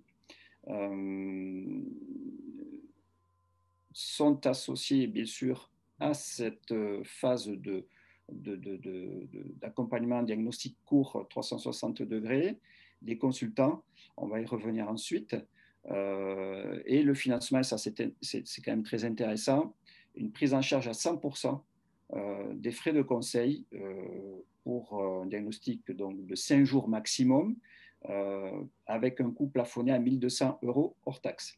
Donc voilà, c'est quand même, là encore une fois, quel que soit le degré de maturité, d'avancement de l'entreprise dans la stratégie industrie du futur, dans la démarche, de pouvoir se dire, tiens, c'est peut-être pour moi l'occasion qui m'intéresse justement à réfléchir à de nouveaux modèles, à élargir mon spectre de pensée, de se dire, tiens, ce serait pas mal que je puisse bénéficier avec une prise en charge totale, encore une fois, hein, c'est-à-dire 6 000 euros par entreprise maximum, de ces 5 jours, d'un regard extérieur. C'est une manière aussi déjà de mobiliser les équipes, d'amorcer une discussion. Donc, ce n'est pas innocent. Peu ou prou ensuite de s'engager vers une phase 2 hein, dans ce dispositif, mais déjà de poser les choses. Donc, c'est en ça que, quand on parle de degré de maturité, il ne faut pas avoir de complexe à s'engager dans ce type de démarche, dans la mesure où on se dit, tiens, on est déjà ouvert à se confronter à un regard extérieur et avec des critiques, bien sûr, un regard critique, mais également bienveillant de ce qui se fait de bien dans l'entreprise, mais qui peut certainement être amélioré dans une logique de tendre vers l'industrie du futur. Une phase 2, donc là, l'objectif est moindre, donc c'est aussi pour ça que toutes les entreprises peuvent s'arrêter dès la phase 1 si elles le souhaitent. Et pour celles qui, on va dire, sont le plus matures dans la démarche, souhaitent s'impliquer et mener avec leurs équipes un accompagnement pour obtenir des préconisations d'experts, d'offreurs de solutions, justement pour mettre en œuvre une vraie feuille de route et se rapprocher le plus possible de la démarche industrie du futur. Donc là, l'entreprise peut bénéficier jusqu'à 25 jours supplémentaires de conseils pris en charge à 50% cette fois-ci, toujours avec un plafond journalier de 1 200 euros hors taxe. Donc, ça fait une aide maximale de 15 000 euros par entreprise.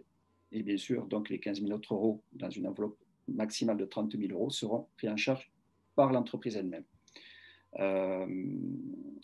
Ces accompagnements peuvent être aussi l'occasion de détecter, bien évidemment, des projets d'investissement, de développement, alors soit vers de l'investissement productif, soit des objectifs d'aller vers la transition numérique, de développer de l'innovation, de développer l'export. Et là, on peut identifier des dispositifs régionaux qui, de droit commun de la région, peuvent vous être adressés avec des critères. Je ne vais pas détailler les critères des dispositifs régionaux, ce n'est pas l'objet aujourd'hui, mais ça, après, ça se traite au cas par cas. Selon que l'on soit une TPE, on peut très bien trouver une solution d'accompagnement avec un pass Occitanie. Selon qu'on soit une TPE ou une PME avec des projets plus structurants, notamment sur l'investissement productif et les composantes là, on peut aller chercher des contrats. Le pass et le contrat, c'est, on va dire, ce qui fait la différence, c'est les montants d'investissement prévus pour l'entreprise en termes de budget. Et en dessous de 40 000 euros, on sera dans une logique de pass. Au-dessus de 40 000 euros, on sera plutôt dans une logique de contrat croissance, par exemple, pour faire simple, mais qui vont plutôt, ces dispositifs-là, s'adresser aux TPE et PME et les groupes par contre, dans une beaucoup moins de mesure, dans une dimension beaucoup plus sélective. Je ne vais pas m'étaler là-dessus, mais je préfère quand même faire une petite alerte là-dessus. Voilà, donc ces accompagnements sont bien vus. Les projets d'investissement présentés dans ce genre de stratégie globale sont forcément bien vus pour la région. Ça appuie le dossier, hein, de savoir que ces investissements, parce qu'on est souvent sollicité sur des investissements qui peuvent être présentés de manière prégnante, mais un investissement présenté dans une stratégie globale d'investissement du futur, forcément, ça donne du poids au dossier et ça témoigne vraiment d'une stratégie globale et systémique de l'entreprise. Voilà, donc tu peux passer à la diapo suivante, s'il te plaît.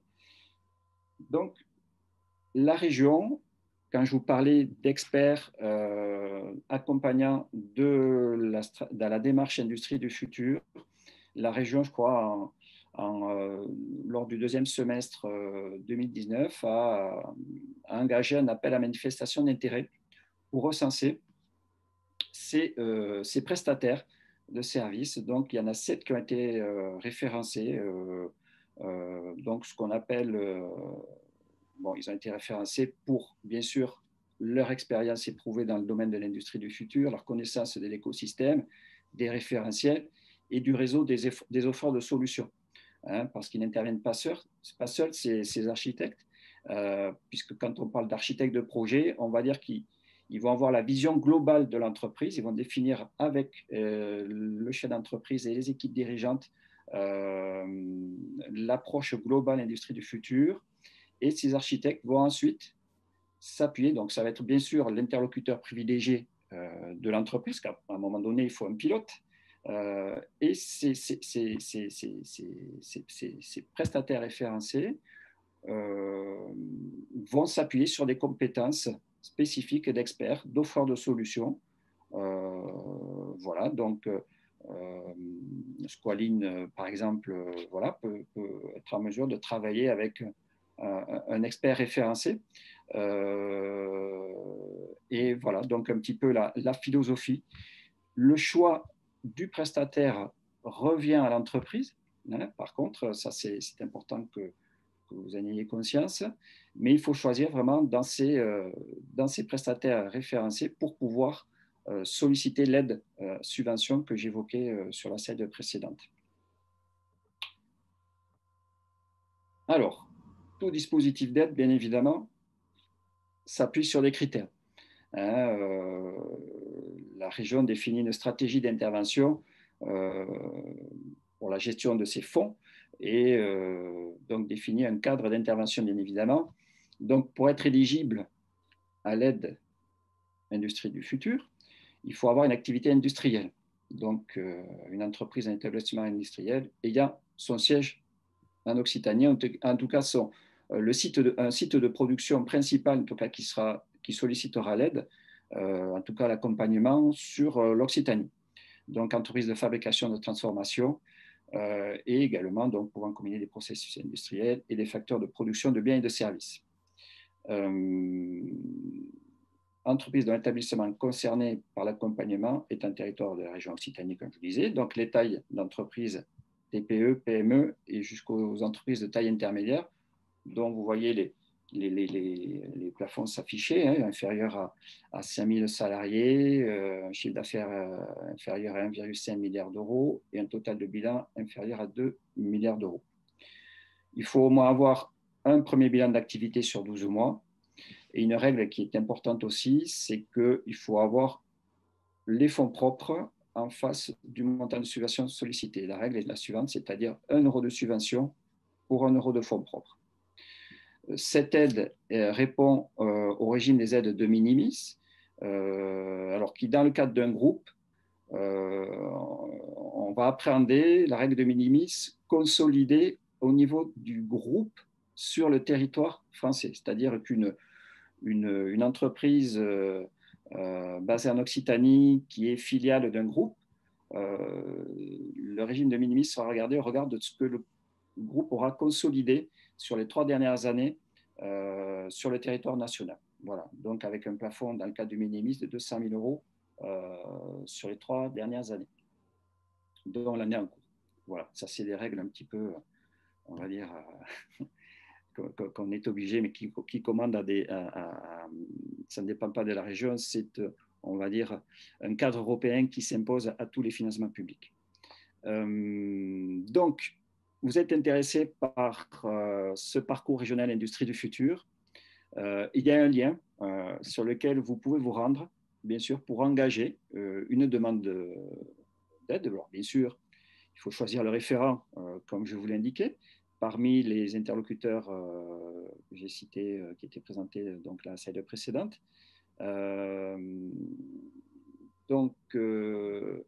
Ensuite, vous déposez la demande, mais bon, ça, on sera temps de vous expliquer ou Vivien ou moi-même, si vous êtes intéressé, pour vous orienter un petit peu dans ce domaine-là. Mais la région a mis en place donc un portail des aides, le hub entreprendre.laregion.fr, voilà, sur lequel vous créerez votre compte en tant que chef d'entreprise pour le compte de votre société, avec donc l'établissement en Occitanie. Vous serez guidé pour ensuite aller vers les outils à ma disposition et bien sûr sélectionner parcours régional industrie du futur et vous laisser guider. Vous choisirez votre prestataire référencé par la région sur lequel donc site sont présentés les contacts et bien sûr pour solliciter des devis, puisque la demande se fait bien sûr sur la base d'un devis réalisé par le prestataire architecte. Et ensuite, vous déposez votre dossier de demande en ligne, puisqu'à un moment donné, vous êtes réorienté vers une plateforme pour déposer ce dossier de demande d'aide à l'accompagnement à la démarche Industrie du futur par un architecte.